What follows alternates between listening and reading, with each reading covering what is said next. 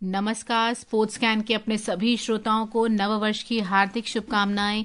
वर्ष 2026 के sports can के पहले अंक में आज मैं हूं आपके साथ प्रियंका अरोड़ा और हमारे साथ है और श्रोताओं के तमाम जो खेल रुचि में जो उनको इंटरेस्ट है उस पर विस्तार से जानकारी देने के लिए हमारे साथ स्टूडियो में हैं वरिष्ठ खेल पत्रकार मनोज जोशी। नमस्कार मनोज जी, स्वागत है आपका कार्यक्रम में। धन्यवाद। आपको भी नववर्ष की हार्दिक शुभकामनाएं मनोज जी। आपको भी और हमारे सारे सुनने वाले सभी खेल प्रेमियों को भी। और हम चर्चा करेंगे खेल जगत में क्या है हलचल, लेकिन उससे पहले अब तक की हेडलाइंस जान लेते हैं। ऐतिहासिक राष्ट्रीय खेल शासन अधिनियम आज से आंशिक रूप से लागू। ऑस्ट्रेलिया ने इस साल T20 क्रिकेट विश्व कप के लिए अस्थायी टीम की घोषणा की। टीम में तेज गेंदबाज पैट कमिंस और जोश हेजलवुड की वापसी हुई। और महिला हॉकी इंडिया लीग में SG पाइपर्स ने JSW सूरमा हॉकी क्लब को हराया।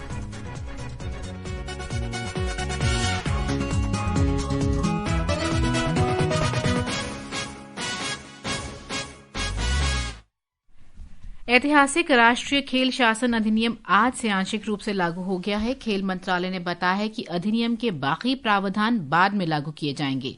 इससे एक सर्वशक्तिशाली राष्ट्रीय खेल बोर्ड और खेल विवादों को सुलझाने के लिए एक पंचाट बनाने का रास्ता साफ होगा। राष्ट्रीय खेल प्रशासन अधिनियम 18 अगस्त 2025 को अधिसूचित किया गया था। इस कदम को देश में खेलों के बेहतर प्रबंधन और पारदर्शिता की दिशा में बड़ा बदलाव माना जा रहा है।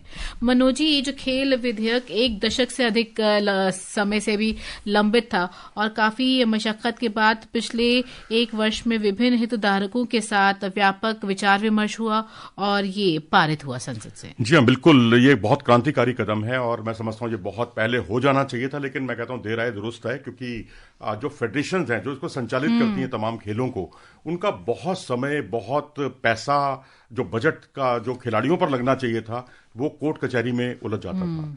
तो अब खेल पंचाट बनने से उसमें बहुत जिसे कहते हैं फर्क आएगा, बहुत बड़ा अंतर महसूस होगा, जिसमें मामले जो हैं, जो विवादास्पद मामले हैं, उनका हल बहुत जल्दी होगा, निपटारा जल्दी होगा और खिलाड़ियों को जो असुविधा होती थी वो असुविधा के जो मामले थे वो बहुत कम होंगे। अब जी हाँ, आप सही कह रहे हैं, क्रांतिकारी कदम है। और इसके अलावा इस कानून में केंद्र सरकार को राष्ट्रीय हित में निर्देश जारी करने और रोक लगाने की शक्ति संबंधी धारा के तहत एक आदेश के द्वारा असाधारण परिस्थितियों में भारतीय टीमों और व्यक्तिगत खिलाड़ियों की अंतर्राष्ट्रीय भागीदारी पर उचित रोक लगाने का भी अधिकार होगा।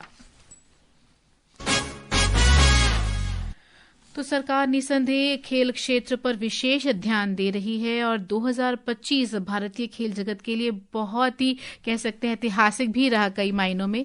और ये नया साल वर्ष 2026 भी भारत के लिए खेलों का सुपर ईयर बनने जा रहा है। T20 world cup, BWF world championship, Asian weightlifting और कई अंतर्राष्ट्रीय प्रतियोगिताओं के साथ भारत वैश्विक खेल आयोजनों का बड़ा केंद्र बनेगा। एक खास रिपोर्ट है, ये सुनते हैं। 2026 में क्रिकेट से लेकर बैडमिंटन, हॉकी, निशानेबाजी, एथलेटिक्स और टेनिस तक भारत न सिर्फ कई बड़े आयोजनों की मेजबानी करेगा बल्कि वैश्विक खेल नक्शे पर अपनी पकड़ को और मजबूत करेगा। साल की शुरुआत ही खेलों के रोमांच से होगी। ICC अंडर 19 विश्व कप 15 जनवरी से लेकर 6 फरवरी तक संयुक्त रूप से जिम्बाब्वे और नामीबिया में होगा। इस बार भी सभी की निगाहें भारत के अलावा ऑस्ट्रेलिया और इंग्लैंड की टीम पर रहने वाली हैं। जनवरी में महिला प्रीमियर लीग और इंडिया ओपन बैडमिंटन सुपर 750 और हॉकी इंडिया लीग जैसे बड़े आयोजन भी होंगे। 7 फरवरी से भारत और श्रीलंका T20 क्रिकेट विश्व कप की मेजबानी करेंगे। फाइनल भारत में ही होना है। पुरुष T20 विश्व कप के अलावा इस बार महिला T20 वर्ल्ड कप का भी आयोजन किया जाएगा, जिसकी मेजबानी इंग्लैंड कर रहा है। टूर्नामेंट की शुरुआत 12 जून से होगी। इसके साथ ही फरवरी में बेंगलुरु में डेविस कप क्वालिफायर्स और निशानेबाजी की एशियाई राइफल पिस्टल चैंपियनशिप का आयोजन नई दिल्ली में होगा। यही नहीं, शूटिंग लीग ऑफ इंडिया का पहला संस्करण भी इसी महीने शुरू होगा। मार्च से मई तक Indian premier cricket league IPL tournament का रोमांच चरम पर होगा। इस दौरान स्क्वाश का JSW इंडियन ओपन और गोल्फ का मेंस इंडियन ओपन भी खेला जाएगा। अप्रैल में अहमदाबाद एशियन भारोत्तोलन चैंपियनशिप 2026 की मेजबानी करेगा। ये 1982 के बाद पहली बार होगा जब भारत इस प्रतिष्ठित प्रतियोगिता की मेजबानी करेगा। इसमें एशिया के दिग्गज वेटलिफ्टर अपना दमखम दिखाएंगे। जुलाई में स्कॉटलैंड के ग्लासगो शहर में राष्ट्रमंडल खेलों का आयोजन किया जाएगा। 23 जुलाई से शुरू होने वाले इन खेलों में भारतीय खिलाड़ियों पर भी नजरें रहेंगी। 19 सितंबर से जापान में इस बार एशियाई खेलों का आयोजन किया जाएगा। पिछले कुछ वर्षों में भारतीय एथलीटों का एशियन गेम्स में काफी शानदार प्रदर्शन देखने को मिला है। ऐसे में इस बार उनसे और भी बेहतर प्रदर्शन की उम्मीद की जा रही है। साल 2026 में हॉकी विश्व कप भी होना है, जिसकी मेजबानी इस बार नीदरलैंड्स और बेल्जियम संयुक्त रूप से कर रहे हैं। 14 अगस्त से शुरू हो रहे इस विश्व कप के लिए भारतीय टीम अपनी जगह पहले ही बना चुकी है। अगस्त में नई दिल्ली BWF वर्ल्ड चैंपियनशिप की मेजबानी करेगा, जो बैडमिंटन का सबसे प्रतिष्ठित व्यक्तिगत टूर्नामेंट है। इसी महीने भुवनेश्वर में भारत की पहली world athletics continental tour silver level meet होगी। निसंदेह साल 2026 भारत के खेल इतिहास में एक अहम अध्याय जोड़ने जा रहा है। Vishal Sharma, sports scan.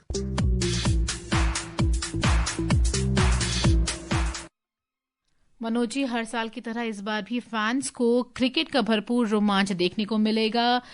महिला प्रीमियर लीग, अंडर 19 विश्व कप होगा और पुरुष T20, महिला T20 विश्व कप भी खेले जाएंगे। जी हाँ, बिल्कुल। और मैं तो कहूँगा क्रिकेट में अभी हमारी चुनौतियां जो हैं, अब हमने सारा अभी जो लेखा जोखा अभी आपने बताया इस रिपोर्ट में, उसमें साल भर में क्या कुछ होने जा रहा है, लेकिन अब जो चुनौतियां हैं वो बहुत उस पर ध्यान देना चाहिए और उस पर मैं समझता हूँ युद्ध स्तर पर काम भी किया जा रहा होगा।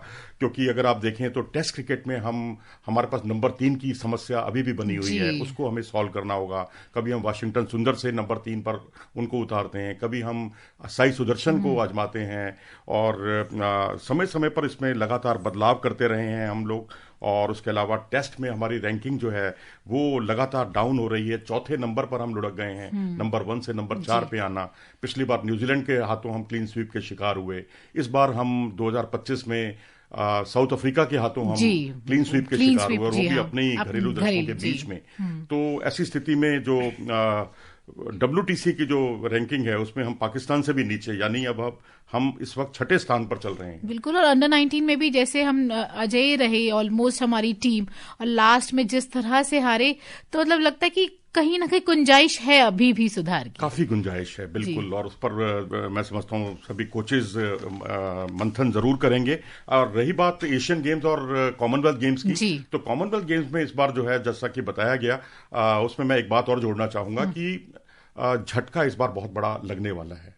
झटका ये कि इस बार कुश्ती को शामिल नहीं किया गया है, हॉकी को शामिल नहीं किया गया है कॉमनवेल्थ गेम्स में, क्रिकेट नहीं है, बैडमिंटन नहीं है। तो ये चारों खेलों में भारत दोनों हाथों से पदक बटोरता है, और कई स्वर्ण पदक जो है भारत को जो संभावित तौर पर मिलने चाहिए थे वो इन इवेंट्स के ना होने से अब नहीं मिल पाएंगे। और वहीं एशियन गेम्स की बात करें तो पिछली बार बहुत शानदार प्रदर्शन था भारत का। भारत क्योंकि चीन, जापान और कोरिया के बाद चौथे स्थान पर रहा, तो चौथे स्थान को बरकरार रखना ही भारत के लिए बहुत बड़ी चुनौती होगी। बेहतर यही होगा कि भारत जो है 28 स्वर्ण पदक जो पिछली बार भारत ने हासिल किए थे उसमें इजाफा करे। तो ये कुछ चीजें हैं जिस पर मैं समझता हूं हमारा टीम प्रबंधन और हमारा पूरा मैनेजमेंट जो है जुटा हुआ होगा। बिल्कुल। अब इसके अलावा जो जैसे कई खेल, जैसे हॉकी है, कुश्ती है, क्रिकेट, बैडमिंटन है, इसके अलावा एथलेटिक्स पे अब सारा दारोमदार एक तरह से रहने वाला है राष्ट्रमंडल खेलों में, क्योंकि 2022 से बहुत अच्छा हमारा प्रदर्शन रहा था। तो उम्मीद है कि वो जो हमारी जो चुनौतियां हैं वो अवसर में और प्रदर्शन में और हमारे एक जो पदकों में तब्दील होंगी। बिल्कुल बिल्कुल। एथलेटिक्स में क्योंकि भारत ने बहुत अच्छा प्रदर्शन किया है, हालिया परफॉर्मेंस बहुत अच्छा रहा। जूनियर से बहुत अच्छी पहुंच जो है वो सीनियर लेवल में आई, और उन्होंने काफी अच्छी उम्मीदें भी जगाई। और वहीं हॉकी वर्ल्ड कप में मैं समझता हूं कि जो क्वार्टर फाइनल तक भी नहीं पहुंच पाए थे हम पिछली बार, क्योंकि ओलंपिक में हमारा परफॉर्मेंस बहुत शानदार रहा, लेकिन वर्ल्ड कप में गिरावट आई। अब मुझे लगता है कि अब वो उसकी भरपाई करने का वक्त आ गया है। राजगीर में जिस तरह से हमने एशिया कप का स्वर्ण पदक जीता, तो उम्मीदें और प्रबल हो गई हैं। बिल्कुल उम्मीदें प्रबल हो गई हैं, क्योंकि हमारे पास पहले एक अच्छी युवा ब्रिगेड जो है वो अब सीनियर प्लेयर्स के साथ जब मिलेगी तो 1 और 1 2 नहीं, मैं तो कहता हूँ 1 और 1 11 होते हैं। तो 2 खिलाड़ी कम से कम 11 खिलाड़ियों का काम करेंगे, तो बहुत अच्छा तालमेल देखने को मिलेगा। बस पेनल्टी कॉर्नर एक चुनौती अभी भी बना हुआ है। जी हाँ, और अगर देखें तो 2026 जो वर्ष बैडमिंटन के लिए भी ऐतिहासिक होने वाला है, क्योंकि 2009 के बाद भारत को बैडमिंटन विश्व कप की मेजबानी मिली है, जिसका आयोजन दिल्ली में होना है। जी हाँ, बिल्कुल, क्योंकि पीछे हम थॉमस कप भी जीत चुके हैं और हमारे कई प्लेयर्स जो हैं ओलंपिक के बिल्कुल पदक के बहुत करीब तक पहुंचे हैं। पीवी सिंधु, और चलो वो तो पुरानी बात हो गई है, साइना नेहवाल, लेकिन पुरुषों में काफी इंप्रूवमेंट देखने को मिली है, क्योंकि अब महिलाओं में भी कुछ एक नई खिलाड़ी आई हैं, सामने आई हैं। तो मुझे लगता है कि अब इस तरह के आयोजन होंगे तो ये एक तरह से ओलंपिक की तैयारी के लिए बहुत उपयोगी साबित होंगे। बिल्कुल, और देखा जाए तो बहुत कुछ देखने को मिलेगा इस साल भी खेल जगत में। पिछले वर्ष अगर हम बात करें तो जो स्क्वॉश और शतरंज के खेलों में भी भारत के खिलाड़ियों का विश्व पटल पर दबदबा बना है। और आपको बताएं श्रोताओं, कल आकाशवाणी समाचार के चर्चा का विषय कार्यक्रम के अंतर्गत वर्षांत श्रृंखला में खेल विशेषज्ञ मोना पार्थसारथी ने स्क्वॉश में उभरते और अनुभवी खिलाड़ियों का जिक्र किया। और आप देखिए कितना मिक्सचर, यूथ भी है। अनाहत सिंह बहुत कम उम्र की स्क्वैश खिलाड़ी है और जोशना चिनप्पा काफी अनुभवी खिलाड़ी है। और जिस तरीके का प्रदर्शन रहा, चर्चा कम इसलिए होती है क्योंकि जिस खेल का एक लेगेसी होता है हमारे पास, जिसका एक इतिहास होता है, अचीवमेंट्स होता है, उसकी हम बार बार बात करते हैं। लेकिन स्क्वैश कम लोकप्रिय खेलों में से एक है क्योंकि उसके यहाँ पर हमने कभी उस तरीके से जीतते हुए देखा नहीं है। लेकिन ये जो परफॉर्मेंस थी, ये बहुत बड़ा इस साल की अगर माइलस्टोन्स अगर हम देखेंगे तो उनमें से एक ये प्रदर्शन कहा जाएगा विश्व कप जीतने वाला। जी, स्क्वॉश तो शतरंज में भी जिस तरह से हमारे युवा खिलाड़ी उभर कर आए हैं, और नर्सरी कहा जा रहा है अब शतरंज, भारत को शतरंज का। जी हाँ, बिल्कुल, एक नहीं दो नहीं, बल्कि ऐसे खिलाड़ी जो विश्व पटल पर छाते हैं और उसके बाद नेशनल लेवल पर जो उनको कंपटीशन मिलता है, भारत में जो कंपटीशन मिलता है, तो उससे लगता है कि भारत की जो राष्ट्रीय प्रतियोगिताएं हैं वो भी विश्व स्तर की प्रतियोगिताएं बन गई हैं। खासकर 19 साल की दिव्या देशमुख का नाम। दिव्या देशमुख, बिल्कुल, जिन्होंने वाकई जग जीत लिया पूरा में बहुत ही शानदार प्रदर्शन के साथ। और वहीं स्क्वैश में भी जोशना चिनप्पा, सौरभ घोषाल जैसे कई खिलाड़ी उभर कर सामने आए हैं। तो हमने अभी इस साल होने वाले T20 विश्व कप की बात की थी, तो इस संबंध में ऑस्ट्रेलिया ने अपनी अस्थायी टीम का ऐलान कर दिया है। इसके लिए इस टीम में तेज गेंदबाज पैट कमिंस और जोश हेजलवुड की वापसी हुई है, और ऑलराउंडर मिशेल ओवेन को टीम में जगह नहीं मिली है। मतलब जो पंजाब किंग्स के लिए खेलने वाले ऑलराउंडर मिशेल ओवेन को जगह ना मिलना एक बहुत बड़ी बात देखी जा रही है। दरअसल ओवेन का जो परफॉर्मेंस है, हालिया परफॉर्मेंस बहुत अच्छा नहीं रहा था, क्योंकि पीछे भारत के खिलाफ जो सीरीज हुई उसमें जिस तरह से वो संघर्ष कर रहे थे, वरुण चक्रवर्ती को तो खेल ही नहीं पा रहे थे। पहली गेंद पर ही वो आउट हो गए। एक बार बुमराह की गेंद पर संजू सैमसन ने उनका कैच लपका था, वो बिल्कुल नहीं चले। इस तरह से जैसा कि आपने बताया, हेजलवुड की वापसी हुई, कमिंस की वापसी हुई। दरअसल हेजलवुड भारत के खिलाफ केवल 2 ही मैच खेले थे, पैट कमिंस 1 ही मैच खेल पाए। तो अब इनके आने से मैं समझता हूं कि जेवियर जो बार्लेट हैं, नाथन एलिस हैं, एक मुकम्मल अटैक बन जाएगा। ठीक है, मिचेल स्टार्क रिटायरमेंट ले चुके हैं T20 क्रिकेट से, तो उससे बहुत ज्यादा फर्क नहीं पड़ेगा और ज्यादा टीम मजबूत होगी। जाते जाते बात हॉकी की। झारखंड की राजधानी रांची में महिला हॉकी इंडिया लीग में इस समय एसजी पाइपर्स और रांची बंगाल टाइगर्स के बीच मुकाबला जारी है। बंगाल टाइगर्स ने ताजा समाचार मिलने तक 3-1 की बढ़त बना ली है। इससे पहले कल एसजी पाइपर्स ने जेएसडब्ल्यू सूरमा हॉकी को हराया।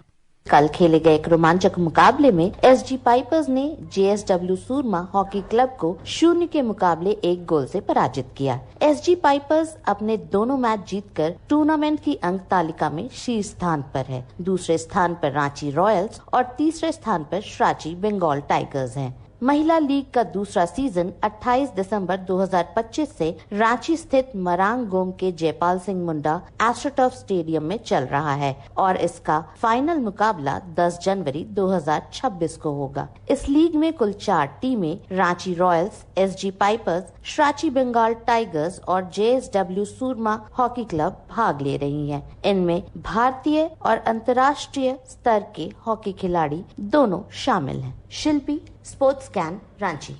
दरअसल इस मैच में आपने गौर किया होगा कि अगस्टीना जो है, अब जो आज मैच इस समय चल रहा है, 2 गोल कर चुकी हैं, पेनल्टी कॉर्नर एक्सपर्ट हैं, और जिस तरह से उन्होंने अर्जेंटीना को ओलंपिक में सिल्वर मेडल दिलाने में बहुत बड़ा रोल अदा किया था, वो उनका आज खेल वैसा ही बदस्तूर जारी है। जी हाँ, बंगाल टाइगर्स ने बढ़त बनाई रखी है और अब समय कह रहा है आपसे अनुमति ली जाए। मनोज जी, आप स्टूडियो में आए, चर्चा की, इसके लिए धन्यवाद। धन्यवाद। श्रोताओं, प्रियंका अरोड़ा स्पोर्ट्स स्कैन की पूरी टीम को दीजिए अनुमति कार्यक्रम संपन्न करने की। नमस्कार।